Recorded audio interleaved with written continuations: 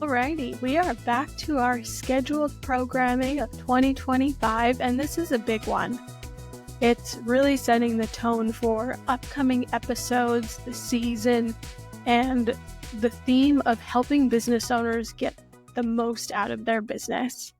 And some common phrases that you've heard me say, that you'll continue to hear me say, are that nobody goes into business just to file an extra tax return. Nobody goes into business just to be compliant. And a lot of people go into business because they're really good at what they do. They're so good at their craft. And then they start working for themselves and realize, shoot, there's a lot of business owner 101 that I need to catch up on. Managing finances, being a good leader to your team, managing the overhead and everything beyond the original craft that motivated you to go out on your own. And that's why we're here. That's why I'm here. It's to help you get the most out of your business, to find the shortcuts where possible, to triage, improve, and in a manner that allows you to focus on what you do best. And what do I mean by that? When you're first starting out, likely there are 50 things plus on your to-do list that you need to accomplish, research, book, implement, real initiatives that could drive your business forward. But it's impossible to tackle all of those things at once. At least it's impossible to tackle those things all at once and be successful in all of them. And so we have to prioritize. If they're all important, suddenly nothing is important because it's all at the same level. And so then the second layer, if everything is important, in triaging what to focus in on first, is going to be what 2 to 3 things on this list are going to provide me the greatest jump in results, the greatest improvement in profit, client experience, fill in the blank, whatever your current problem is. And so that's what this episode is designed to do. This is how we're kicking off 2025 in making sure that, number one, you're not facing this analysis paralysis of not knowing where to start so you don't do anything. But also you're not overconfident because things are going well right now. Think about riding a bike. You pedal so hard when you're a kid and you throw your feet off the pedals, and what happens? You're still going pretty fast, actually. You build enough momentum that coasting is still taking you at full speed. But then eventually, if your feet stay off the pedals, what happens? The coasting gets slower, you slow down, and unless you have training wheels, your bike will tip over. And so we also have to be aware of the overconfidence when things are going well to ensure that we're not just coasting on that prior or current success, that we still have a triage and a plan in place to continually improve, to continually be moving our business forward. And what moving your business forward means is different for everyone because we all have different goals. And if you're just starting a business, you're probably not thinking about your exit because you're so focused on everything you have to do now to stay afloat. But this is a conversation of continuous improvement. And especially when you're starting out, the clearer your vision is for what you want out of your business, how it's supporting your life, the better you'll be spending your resources today. Your time, your energy, your money. If you have a very clear North Star, it is very easy to decipher what problems are worth diving into, what opportunities are worth taking, what challenges need your time versus someone else's time, if it's worth investing in the advisors you need because this problem is really going to jump you to the next level. Without that North Star and that vision as an owner, it impacts our ability to make well-informed decisions. It impacts our ability to lead our own teams with confidence. And so the topic we're discussing today is about how coasting can be costing you. And coasting, it really is the most dangerous thing in a business. not having a tactical approach, not having our feet on the pedals. And our businesses go through seasons, our lives go through seasons. But even somebody that has their feet at 50% on the pedals, that is going to go further than the one that flies their feet off and then right at the very end has to get into low gear and regain momentum, not to fall over. And like any goal setting, you set benchmarks, you set these checkpoints of things you need to hit along the way that will progressively get you to that point. It's like stairs. And if we don't have that, we don't have our feet on the pedals. Am I coasting? How do we know if we are? Well, first we have to establish that our business should be working for us and not the other way around. So do we have a clear vision, mission, set of goals? Again, some examples are, I want to be out of this business in 4 years or at $30 million, whatever sooner. Or I want to hit a minimum of this much in revenue every single year, just so I can afford to take my family on vacation, not work weekends, and have a stable life.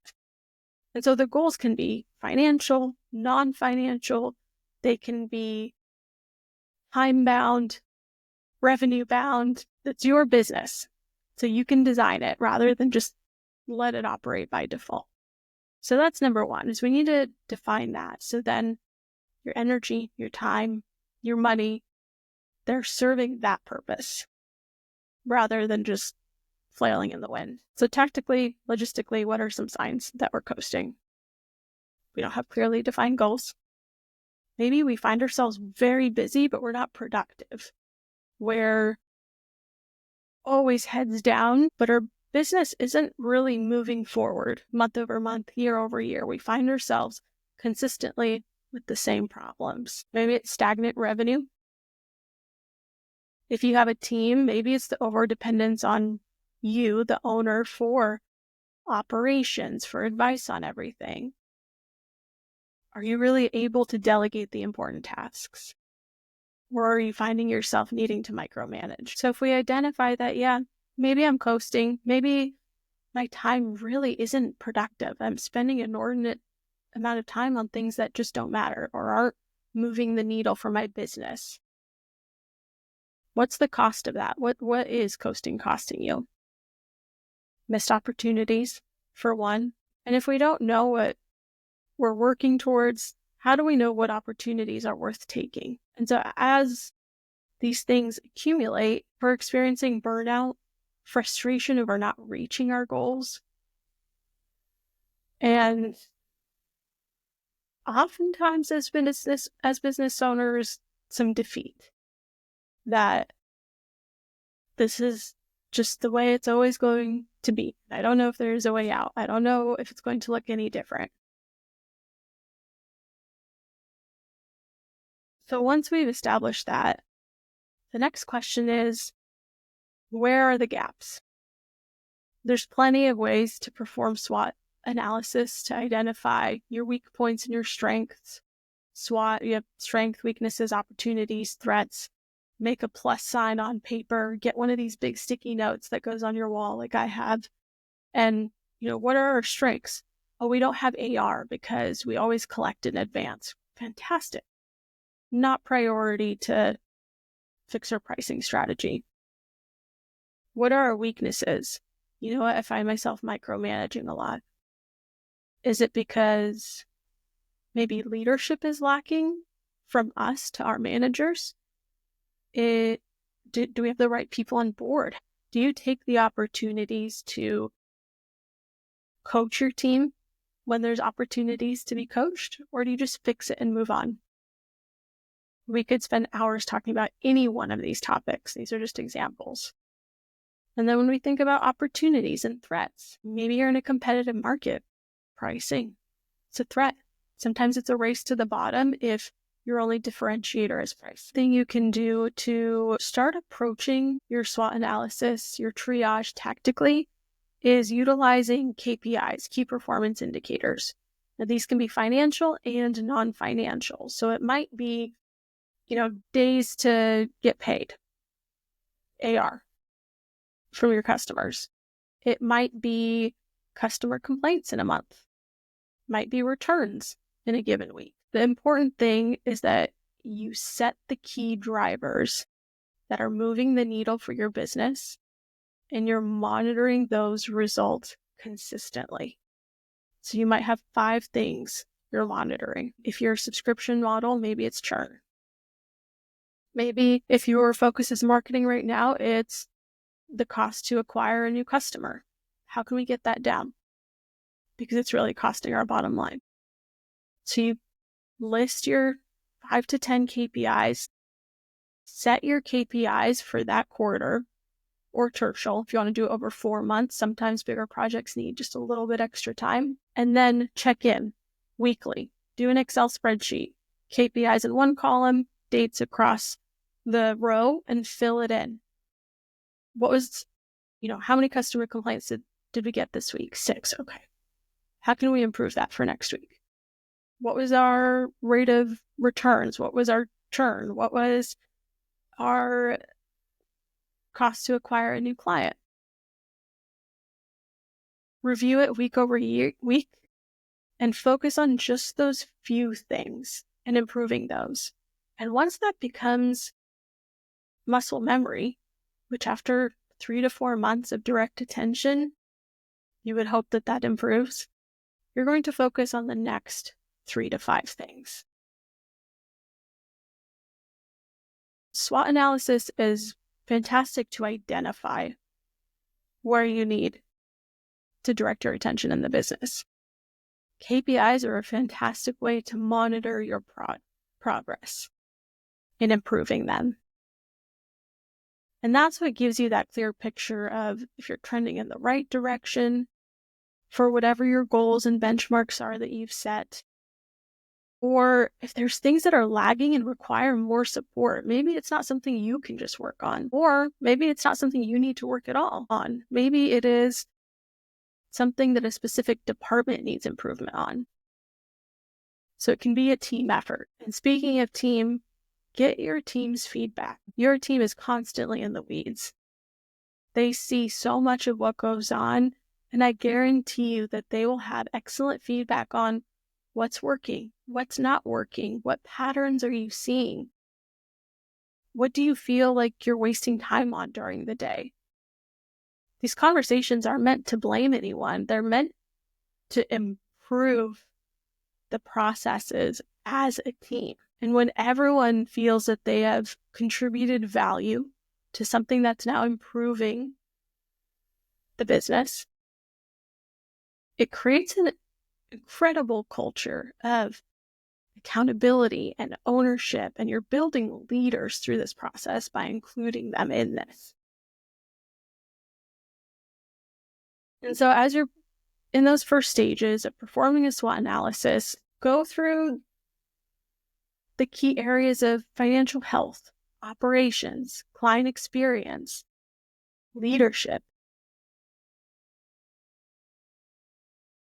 And to help you out a little bit with this, I created a scorecard, a business health checklist, a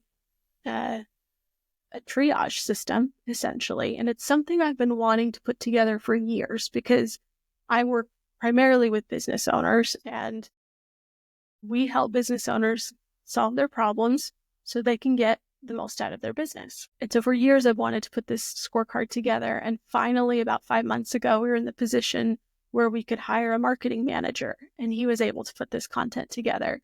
And I'm so glad because it is an incredible piece of content. It's free. You can just download it, a PDF. I'm hoping to digitize it soon, but that's another budget line item that's not priority right now.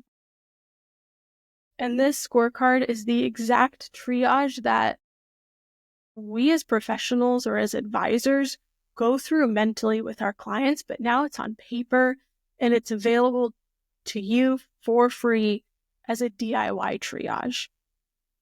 And I'll link it at the end of the podcast, but it goes through several categories. We have business planning, metrics and tracking, those KPIs, and then work-life balance.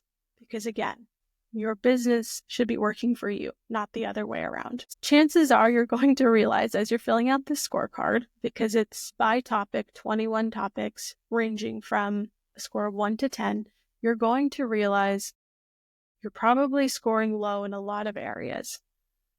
And this is not anything to be worried about, because low scores means high opportunity. And for me, that's very exciting because that means we have something to work with. There are very few things that cannot be fixed in life. And so by having the awareness of where the scores are low and then the support you need to then tackle those things logistically, it's very fulfilling, very satisfying, very productive, I will say. Great way to spend your time on the business rather than just in the business, being busy but not productive.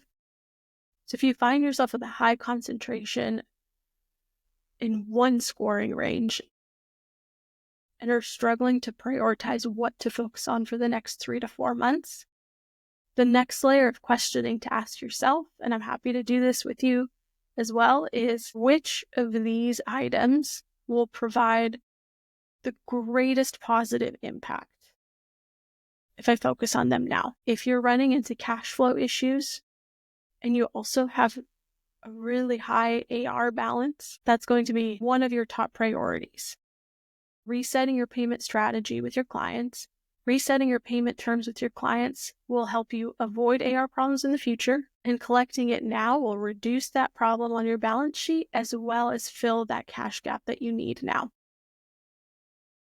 And so as you go through that second layer of questioning, you'll likely find yourself identifying the 3 to 4 areas that really need your focus the next few months. And just remember that this is the starting point. It's fantastic to be aware and to really itemize any frictions that we're going through in business, whether it's financial or not, because then you have a roadmap, what to do, what needs to be improved, so then you can continue hitting those checkpoints along the way to your big goal. And yes, this is going to require your time. You have to work on the business and not just in it. If you want your business to be an asset and an investment and not just a job. And if you're finding yourself with a lot of 9s and 10s on your scorecard, congratulations. That is fantastic. And so that's when you start gamifying it. How good can I get it? How much more can I get out of my business? And chances are, if you're running 9s and 10s across the board, you've probably proven to yourself how much you can actually accomplish. And at this point, likely you should be thinking bigger. You should be setting bigger goals. And then we start repeating that process of benchmarks, checkpoints, daily habits, triage. So let's take one for example.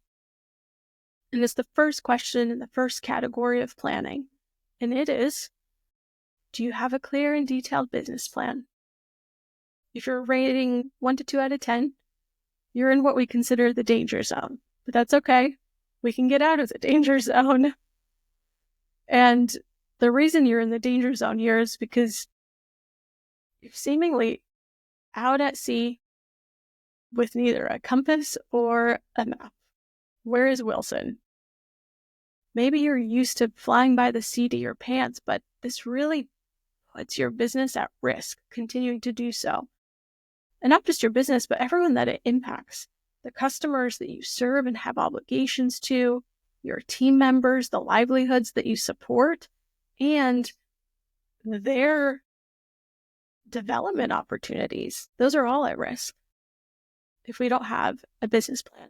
And without a business plan, we might be struggling to set measurable goals, which brings us back to the beginning of the cycle of triage. You might be making uninformed decisions. You might be reacting impulsively to challenges rather than taking that proactive and tactical approach. You might find yourself backed against a corner with minimal options, and that's a consequence of all these things. Operating without that clear vision, it can both in mind and on paper for our teams to operate by. It can lead to poor financial management, inefficient operations, slow growth, that stagnant growth, missed opportunities. And then again, as a result of all these things, we risk owner burnout, low team morale, misaligned teams, poor culture, wasted resources, time, energy, money. And when the time comes where you're just burnt out and you want to shut the doors on the business you spent your whole life building, you may not have very many options for exit to get a return on that life's investment. And this isn't to scare you, it's to encourage you and to say there is a way out. And it starts with just putting some time on the calendar and going through this process. Start with this PDF. It's 21 questions. And be honest with yourself. Be honest. Low scores are okay. They're just highlighting how much room you have for improvement. Low score, high opportunity. And you'll see as you use this scorecard, the ratings, they add up to 10, and they're in sections of danger zone, improving, not quite there, almost got it, crushing it. And what does crushing it look like? Let me tell you. You'll end up having the autonomy and the freedom and the options to shift gears when life happens, when your goals change, when challenges arise in the business. Getting the most out of our business means operating it in a way that provides the most options for us. And so if you're crushing it and you have this freedom and your business life is really supporting your personal vision, all that's left now is to just periodically pause, reflect, reassess, do that triage, confirm that your goals haven't changed. And if they have, it's okay because we have a system. We have the tools in place to make the necessary adjustments to realign what the business needs to do to support that personal life. So we have these 21 questions, and big shocker, what's at the end of it? What's next? Well, now that you've highlighted your areas of improvement, you've highlighted your blind spots, you've gone through that second layer of questioning to determine what that low-hanging fruit is, it's time to get to work. This is just the starting point. And it's really important that you complete this scorecard for yourself. It's diagnostic and it's very personal. Two business owners in the same industry are going to have two very different sets of results on this scorecard because they have different opportunities, challenges, strengths, goals. So write down your short, mid, long-term goals, both personally and professionally. And these start giving us the direction around planning resources, your time, your money, your energy, so you can do more of what you're great at. I'm really excited to see your results of the scorecard. Please email me your results afterwards. And thank you for tuning in. Let's get the most out of your business.